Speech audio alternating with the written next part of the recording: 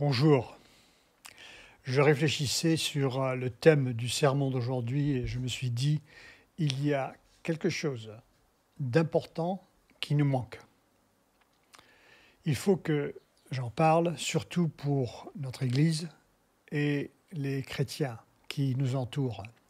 Ce quelque chose est le fait que Jésus, en réalité, règne sur nous et qu'il est vivant et qui donne à ses enfants une vie active, très attrayante, voire formidable, dans ce royaume de Dieu, tel que Jésus en parle.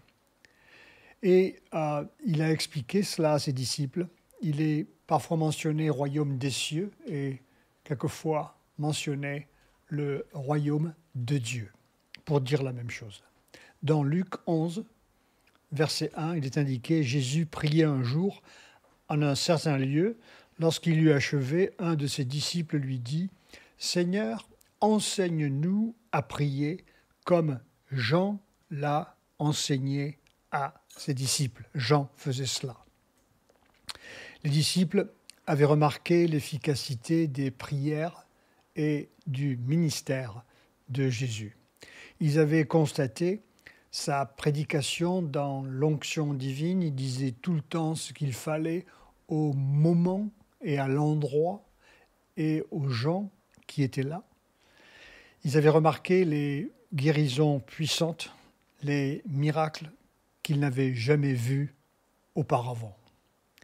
Le royaume de Dieu était descendu parmi eux.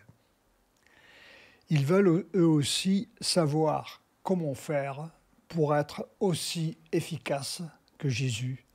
Et c'est pour ça qu'ils lui demandent comment il faut prier. Alors Jésus leur dit, quand vous priez, dites Père, que ton nom soit sanctifié, que ton règne vienne. Et c'est ce qui m'intéresse aujourd'hui, que ton règne vienne. Comme annoncé par beaucoup de prophètes de l'Ancien Testament, Ésaïe, pour citer un seul exemple, parle du royaume. Dans Ésaïe chapitre 9, verset 1, le pays de Zaboulon, le pays de Naphtali, c'est la Galilée. Les temps à venir couvriront de gloire la contrée voisine de la mer, au-delà du Jourdain, le territoire des gentils. La gloire de Dieu avait été révélée au Sinaï, à Moïse, ensuite au temple de Salomon, à la fin de la construction du temple. Et ici, il dit que la gloire de Dieu va être révélée dans un endroit qui n'est pas un endroit officiel du temple. Il va être en Galilée. Dans Ésaïe 9, versets 6-7, il est indiqué « Car un enfant nous est né, un fils nous est donné, la domination reposera sur son épaule. On l'appellera admirable, conseiller, Dieu Tout-Puissant, Père éternel, Prince de la paix. » Donner à l'empire de l'accroissement une paix sans fin, au trône de David et à son royaume, l'affermir et le soutenir par le droit et la justice. N'avons-nous pas besoin de justice aujourd'hui? Dès maintenant et à toujours. Voilà ce que fera le zèle de l'Éternel des armées. Isaïe 61, verset 1, pour parler de ce qui se passe avec Jésus quant à son onction. Il est indiqué, l'Esprit du Seigneur, l'Éternel est sur moi, car l'Éternel m'a oint pour porter de bonnes nouvelles aux malheureux. Quand Jésus prêche sur les bords du lac de Tibériade, il y a, comme on appelle, une onction. Tout ce qu'il dit, tout ce qu'il fait, baigne dans l'huile. Il m'a envoyé pour guérir ceux qui ont le cœur brisé, pour proclamer aux captifs la liberté, aux prisonniers la délivrance. Nous avons besoin, nous aussi, de faire la même chose, mais le faire comme Jésus, en baignant dans l'huile de son onction. Alors, le royaume de Dieu pourrait expliquer des idées erronées à ce sujet. Il n'est pas une légende, comme par exemple l'Iliade et l'Odyssée. Il n'est pas non plus une philosophie religieuse. Il n'est pas non plus l'objet d'une leçon de morale ou de conduite. Interdit de faire ceci, faites cela. Ce n'est pas non plus une erreur dans l'authenticité des textes bibliques ou la transmission, par exemple, de la Bible ou la traduction de la Bible. Ce n'est pas une erreur. Ce n'est pas non plus un mensonge inventé par certains comme, par exemple, un complot. Ce n'est pas une spéculation de l'homme, comme, par exemple, les soucoupes volantes.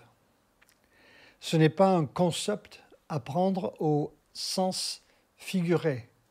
On prend l'idée de l'opium comme l'opium du peuple, comme Karl Marx en parlait. La religion, il disait, c'est l'opium du peuple. Ce n'est pas non plus un nuage spirituel qui flotte sur les hauteurs sans nous atteindre. Le royaume est présent parmi nous. Ce n'est pas non plus une canne pour nous aider à marcher. Alors le royaume de Dieu, c'est une réalité puissante qui est en marche, déployée en guerre contre des ennemis qui sont le diable et le monde. Le diable entraîne tous ces sujets à pécher et à agir contre Dieu et le désobéir et persécuter ceux qui prêchent pour Dieu. Ésaïe avait mentionné l'Éternel des armées. Il mentionne armée. C'est le contexte de l'Ancien Testament. Alors quand ce roi vient, c'est un roi qui est guerrier, qui vient contre ces forces démoniaques. C'est une royauté réelle et vivante. Il n'est pas comme Napoléon dont le cercueil est aux Invalides.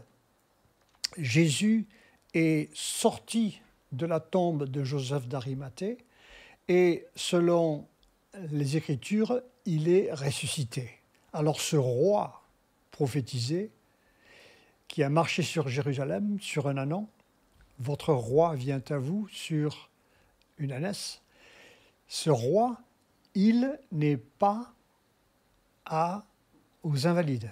Il est ressuscité, il est dans les cieux et il est vivant.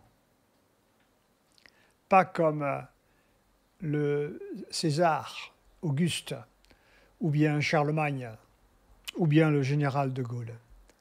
Tous ces gens, leurs corps ont été enterrés. Jésus est ressuscité. Alors, ce royaume est gouverné par un seul chef souverain qui est Jésus-Christ. Il n'y a pas un comité qui règne. Il n'y a pas un conseil, comme un conseil municipal par exemple, ou bien un conseil des ministres. Il est seul, il règne seul. Il a choisi des sujets et nous sommes ses enfants.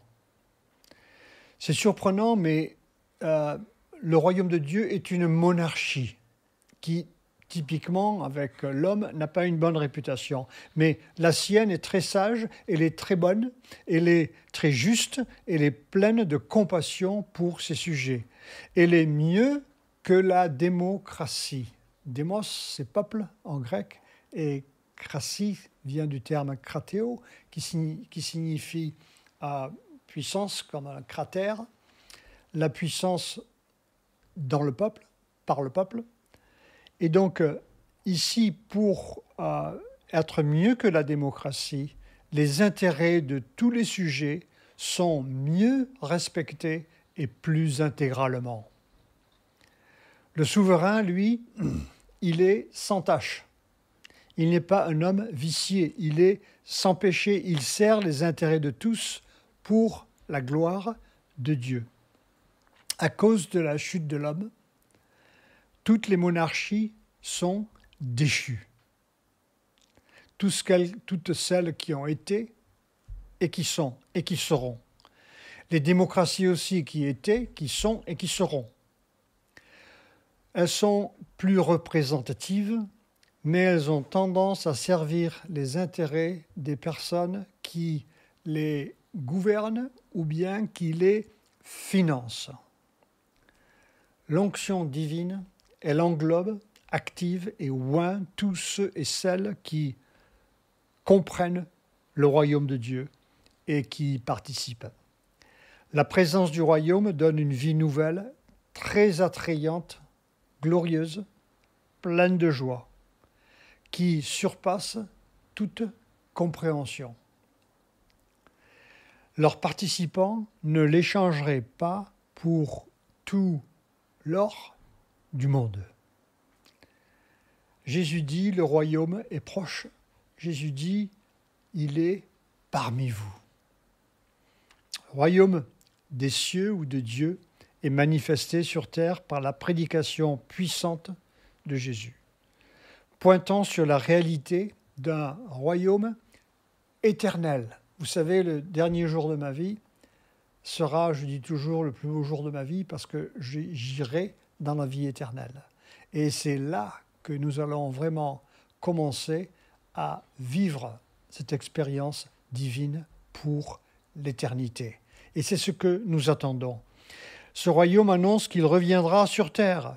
Il va vraiment revenir sur terre. Jésus va revenir comme il a promis. Il y a une date qu'il a fixée, il a une heure et il a une minute à laquelle il apparaîtra.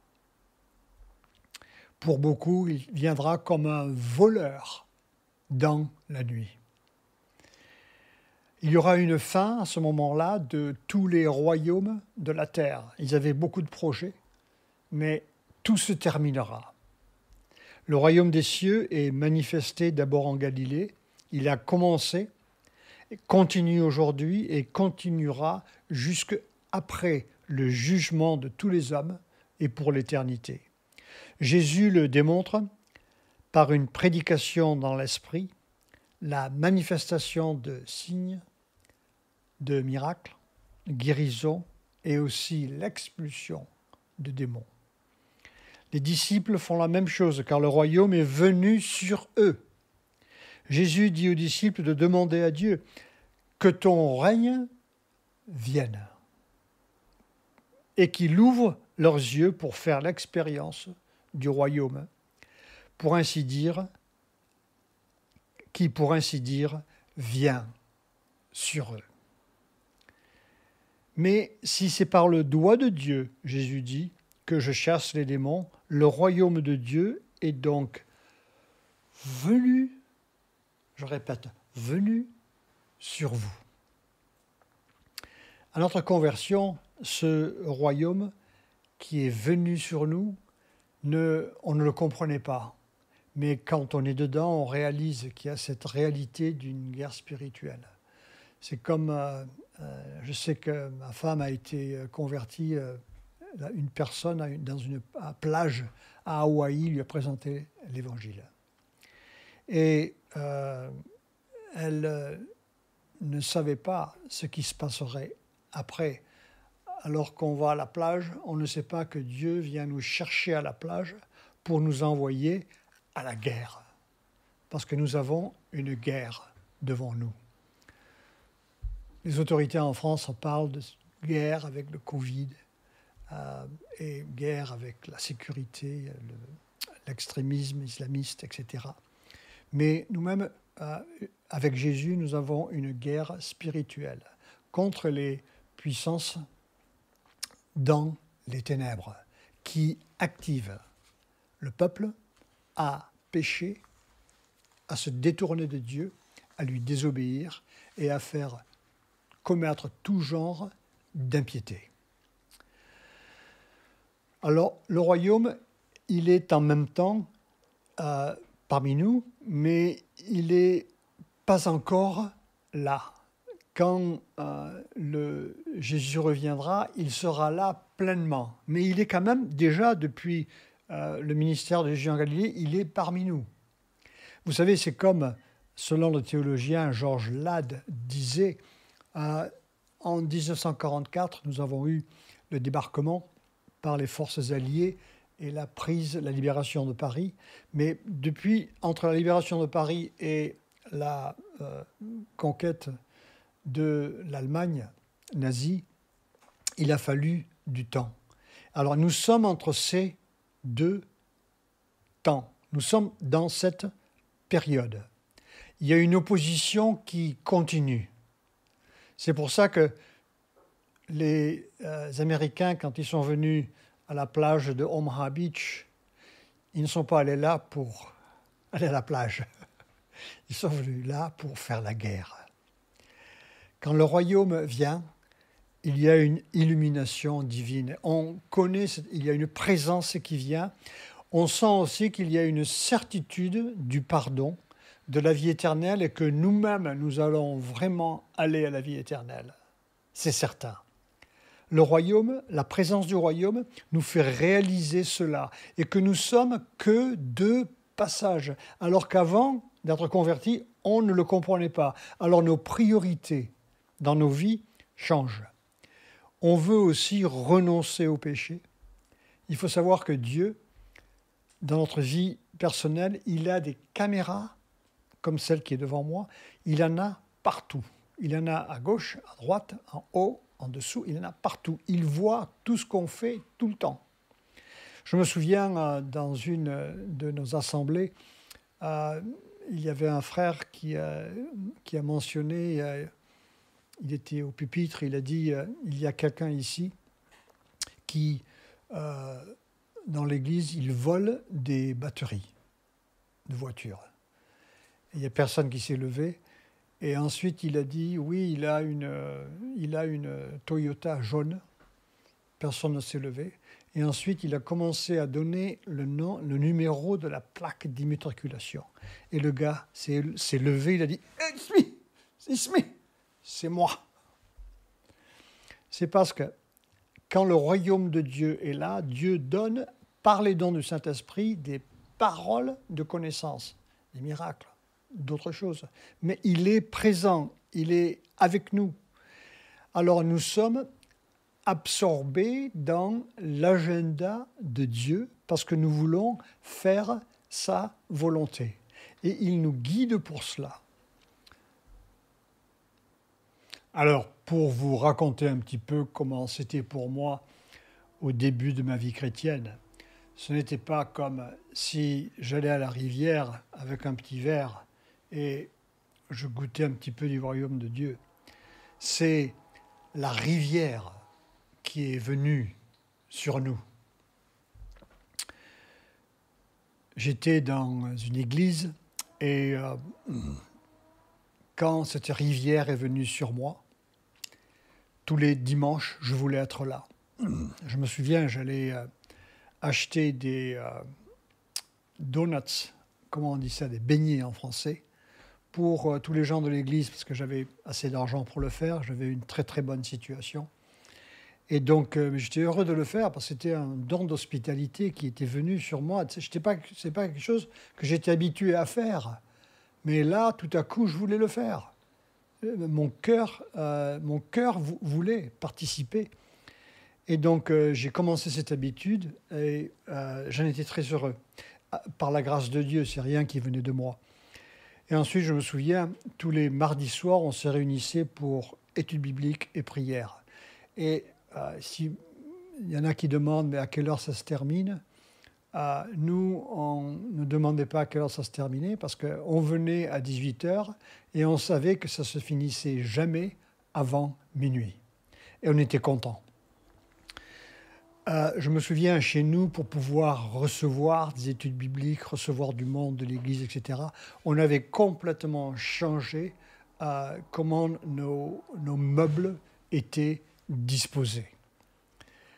parce que les priorités changent. J'étais impliqué avec 2 autres personnes à aider pour la mise en place. Je vendais les billets pour un show qui était dans l'ouest de Los Angeles, à Westwood, qui s'appelait Sur la route de Damas, On the Road to Damascus, où beaucoup de gens se convertissaient. C'était un chanteur, danseur de Broadway qui était converti et qui personnifiait la conversion de l'apôtre Paul sur la route de Damas. Et il y avait beaucoup de monde, des centaines de gens qui venaient à chaque séance. Et j'étais impliqué à travailler avec eux. On était toujours ensemble avec les autres chrétiens. Et petit à petit, j'ai remarqué qu'il y avait une distanciation graduelle du monde et du monde de l'argent, des possessions. Je me souviens aussi un jour,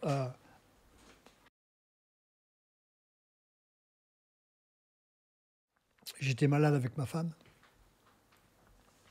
et donc on avait la grippe et il y a une chrétienne, une voisine, Connie, qui nous a dit « je vais vous amener les repas ». Nous sommes restés 3 jours au lit et elle nous a amené le petit déjeuner, le lunch et le dîner au lit. Et après cela, moi j'avais 2 voitures, une Lincoln et une Cadillac, et j'ai décidé de donner ma Cadillac à son mari. Par la grâce de Dieu, ce n'est rien qui vient de moi, je ne veux pas dire cela pour m'en vanter. Je veux dire que beaucoup de gens faisaient cela de ce temps-là, comme du temps des apôtres. Barnabé a vendu une propriété, il a donné aux apôtres. Mais on le faisait parce que les choses de ce monde n'avaient absolument plus aucun intérêt. Alors qu'avant d'être converti, on cherchait cela avec arrogance, avec impatience et aussi avec cupidité.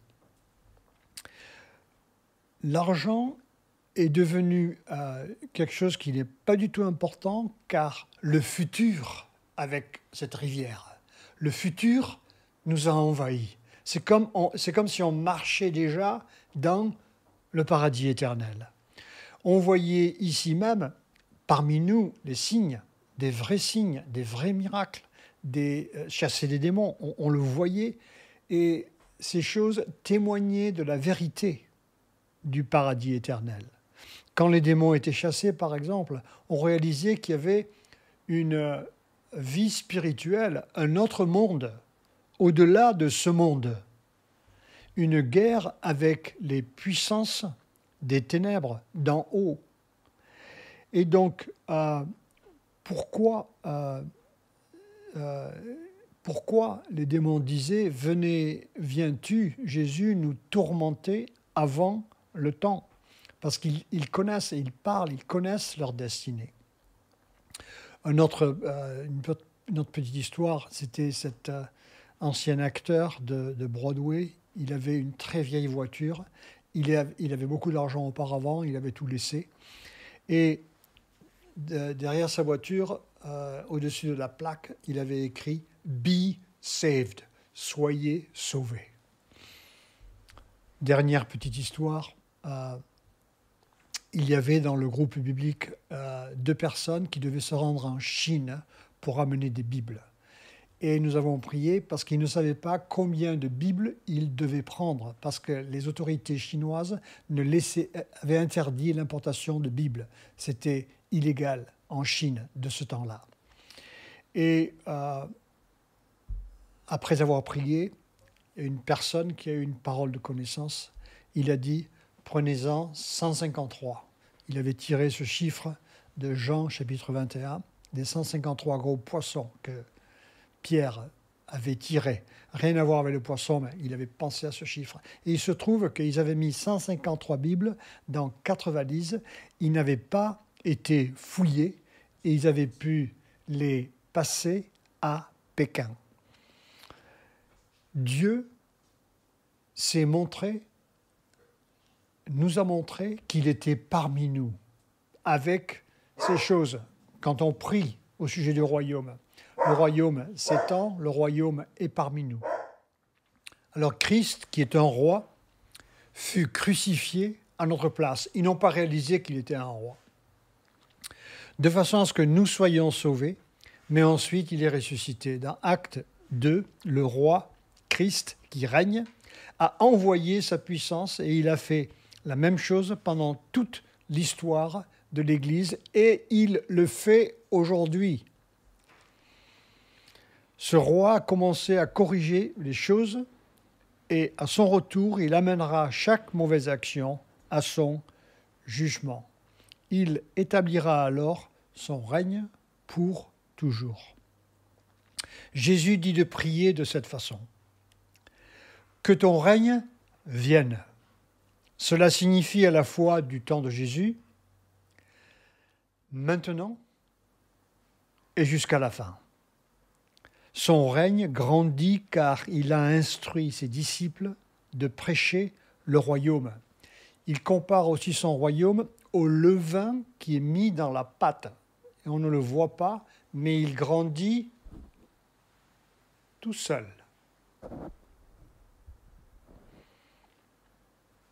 Nous sommes en relation avec le Père. Jésus mentionne de lui dire que ton nom soit sanctifié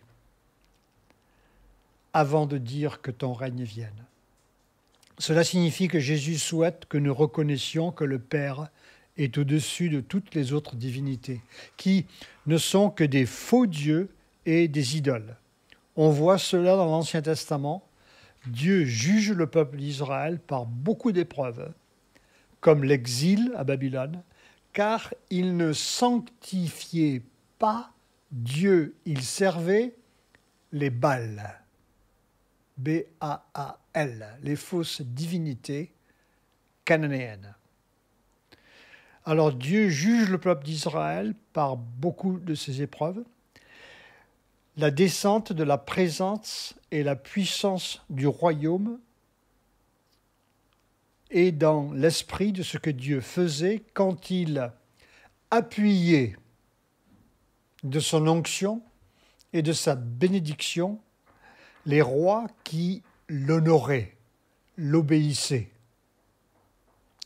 notamment Ézéchias et Josias. Le royaume des ténèbres augmente en intensité aujourd'hui. La fenêtre d'opération du diable commence à se fermer. Il sait que sa fin est proche. Il agit dans le monde.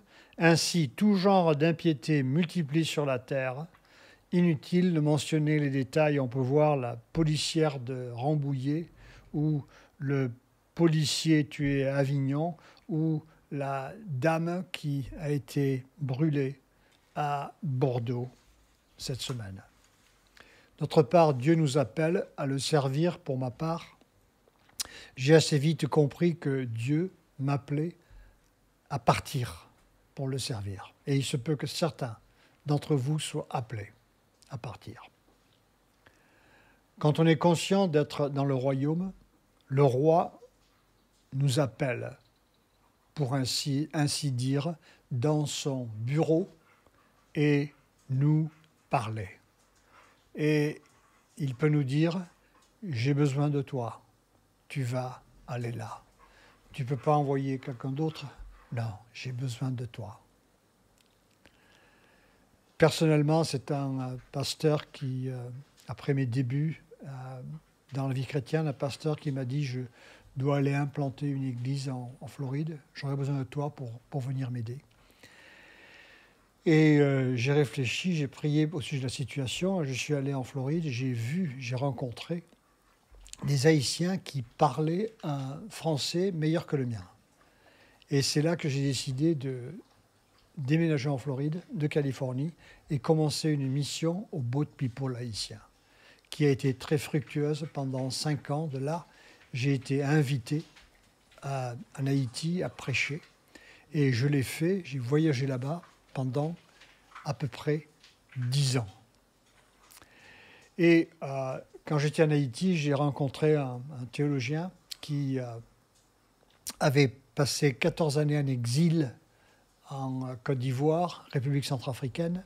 Et il m'a dit, Jean-Baptiste, il faut absolument que tu ailles prêcher en Afrique. Ils ont besoin de toi là-bas. Et j'ai dit, OK, je vais réfléchir, je vais prier. Je lui ai vite appelé, j'ai dit, oui, je veux y aller. Et j'ai été reçu à Abidjan, en Côte d'Ivoire, pour faire une conférence et prêcher une campagne pendant 2 semaines. Et ça a été absolument formidable. Et ensuite, j'ai été invité en République centrafricaine et les choses ont si bien marché dans ces pays que j'ai décidé de venir en France pendant 2 ans. J'ai demandé à ma famille, est-ce qu'on peut aller en France 2 ans? Et après cela, on retournera aux États-Unis. Et on est venu ici et après avoir été ici pendant 2 ans, il y a un pasteur d'une dénomination réformée évangélique qui m'a dit, tu devrais commencer une église. On a commencé un petit groupe ici. Mais principalement, je suis descendu en Afrique pour prêcher. Ma femme a obtenu un travail dans un lycée de La Rochelle. Et après les 2 ans, elle a souhaité rester. Et les enfants n'étaient pas contre. Et donc, nous sommes restés ici. Et je suis ici comme un Jonah à Ninive. Je n'avais pas prévu de rester ici. Mais je suis ici et j'attends que Dieu fasse passer la rivière du royaume de Dieu. Je commence à parler comme Jean Lassalle. Nous avons besoin que la rivière du royaume de Dieu passe par ici, à La Rochelle. Il faut comprendre le royaume de Dieu dans le contexte des royaumes que nous avons aujourd'hui, des gouvernements. Ici, aujourd'hui déjà, les personnes se positionnent comme des jockeys avant le dernier tour dans la course de l'hippodrome. Ils se positionnent pour les élections de 2022. Il en est de même pour toutes les nations du monde. Les gens sont intéressés à avoir les rênes du pouvoir. Mais tous ces gens viendront, tous ces royaumes, toutes ces nations viendront à une fin. Nous pouvons avoir ce royaume spirituel d'en haut tout de suite, en demandant qu'il vienne sur nous comme en Galilée, parce que Jésus a dit de le demander. Dans la parabole qui suit, Jésus explique aux disciples qu'ils doivent demander avec persévérance de recevoir la puissance du Saint-Esprit et d'insister jusqu'à ce qu'elle vienne. Il leur dit encore, si l'un de vous a un ami, c'est dans Luc 11, 5, l'un de vous a un ami, et qu'il aille le trouver au milieu de la nuit pour lui dire « Ami, prête-moi 3 pains, car un de mes amis est arrivé de voyage chez moi, je n'ai rien à lui offrir. » Et si à l'intérieur de sa maison, cet ami lui répond « Ne m'importune pas, la porte est déjà fermée, mes enfants et moi sommes au lit, je ne puis me lever pour te donner des pains. » Il n'y a pas de Carrefour City. Je vous le dis, même s'il ne se levait pas pour les lui donner, parce que c'est son ami, il se lèverait à cause de son opportunité et lui donnerait tout ce dont il a besoin. L'hospitalité de ce temps-là, ce n'est pas comme aujourd'hui. Ici, les gens, maintenant, ne se connaissent pas entre voisins, etc. Les gens viennent pas vivre 5-10 ans dans un endroit. Ils ne connaissent pas qui habite à gauche, à droite ou en face. Mais de ce temps-là, tout le monde se connaissait. Et ici, il indique, je vous le dis, même s'il ne se levait pas pour lui donner parce qu'on est son ami, il se lèverait à cause de son opportunité. L'hospitalité est très importante de ce temps-là et on ne pouvait recevoir un visiteur imprévu sans lui donner à manger et une chambre pour dormir. Et moi, je vous le dis, demandez, on vous donnera. Cherchez, vous trouverez. Frappez et on vous ouvrira. Car quiconque demande, reçoit. Quiconque cherche, trouve. Et l'on ouvre à celui qui frappe. Quel est parmi vous le père qui donnera une pierre à son fils et lui demande du pain, papa, de la baguette? Tiens, je vais te donner un caillou. Tiens, un caillou.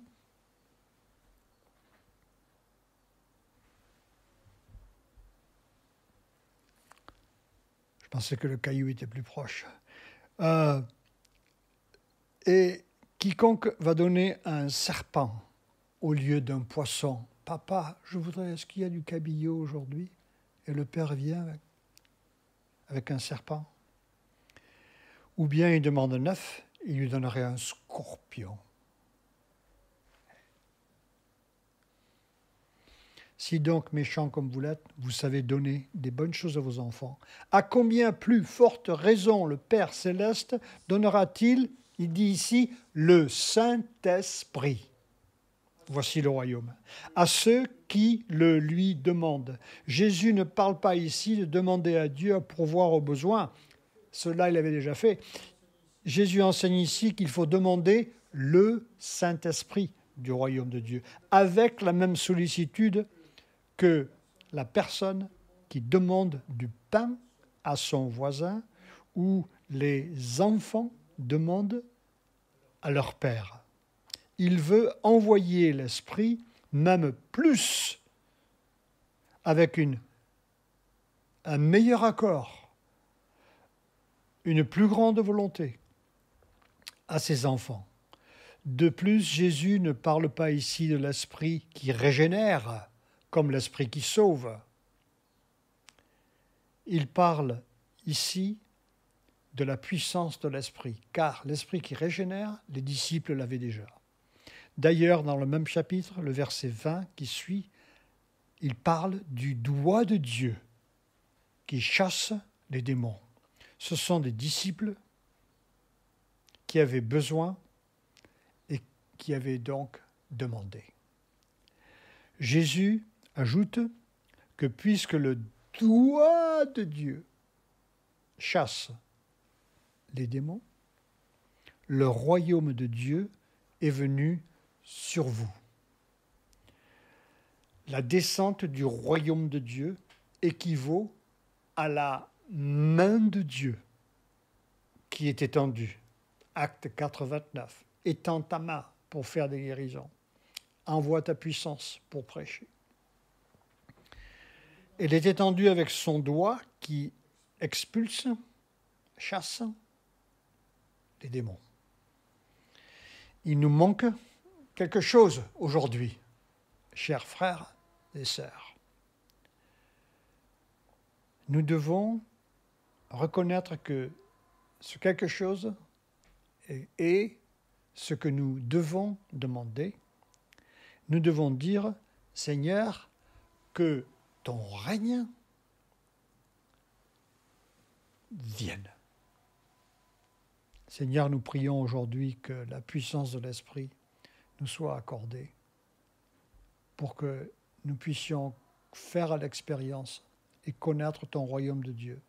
Le connaître à travers la Bible, intellectuellement dans le cœur, mais le connaître aussi en puissance, avec ton esprit qui est répandu sur nous pour accomplir toutes choses, pour témoigner, prêcher, enseigner, guérir les malades, chasser les démons. Nous prions que tu puisses nous donner cette puissance à ce jour. On ne demande pas pour dans 10 ans ou dans 5 ans. Les apôtres et les disciples demandaient pour leur temps. Et nous demandons pour notre temps. Nous demandons pour aujourd'hui. Accorde-le-nous, parce que tu nous as dit de le demander, et tu nous as dit que si on le demande, tu le feras. Et nous te demandons cela aujourd'hui, au nom de Jésus-Christ. Amen.